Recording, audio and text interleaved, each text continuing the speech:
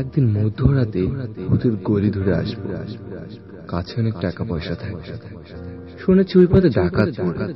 ডাকাত যদি আমাকেও ধরতে আসে তবে আমি তাদের বলবো আমার কাছে অনেক টাকা পয়সা আছে, কিন্তু তোমাদের দিব না। আমরা একটি হাত যদি কেটেও ফেলো তবে একটি পয়সাও দিব না। ডাকাত দল হু হু করে হেসে উঠে ঘ্যাস করে আমার একটা হাত কেটে ফেললে আমি তাদের বলবো, হাত কেটে ফেলেছ তো কি হয়েছে, এখন কি করবে? চোখে ছুরিকাঘাতে রক্ত ঝরাবে, কান কেটে নিবে, মুখ থেতলিয়ে দিবে, পা টেনে ছিঁড়ে ফেলবে, বুক চিরে হৃৎপিণ্ড কলিজা বের করবে, মাংস কুকুর দিয়ে খাওয়াবে? তোমাদের যা খুশি তাই করতে পারো।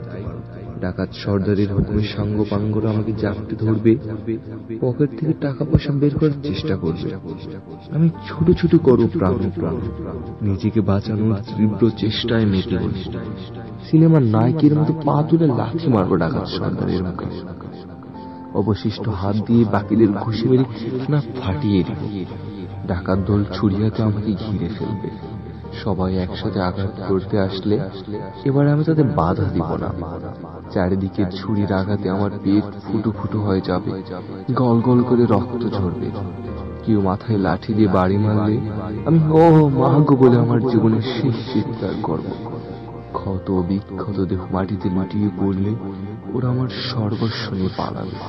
তীব্র যন্ত্রণার মধ্য দিয়ে আমার মৃত্যু ঘটবে। স্বাভাবিক মৃত্যু নয়, অস্বাভাবিক মৃত্যু।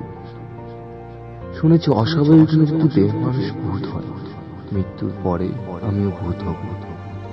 ভূত হয়ে তাদের পাছাই দেবার, চন্ডিকার গোপন সিন্ধুক করে দেব কবি, দুষ্ট অহংকারী দাঁত ভেঙে দেব, চোখে সুস ফুটিয়ে দেব কুল দৃষ্টিকে, ধর্ষকের যৌনাঙ্গে 101টা পিরিক মার হাতুড়ির এক গাতে, মিথ্যেবাদীর মুখের বুলি কেড়ে নিব, প্রতারকের চোখের ঘুম কেড়ে নিব, হাওয়ায় বিলীন হয়ে ঘুরে বেড়াবো পৃথিবীর নবনবাদেশে।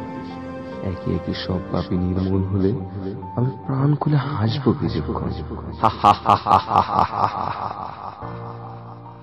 অতঃপর সৃষ্টিকর্তার কাছে ক্ষমা প্রার্থনা করব, যতক্ষণ ইসরাফিলের সিংহায় ধ্বংসের সুর বেজে ওঠে।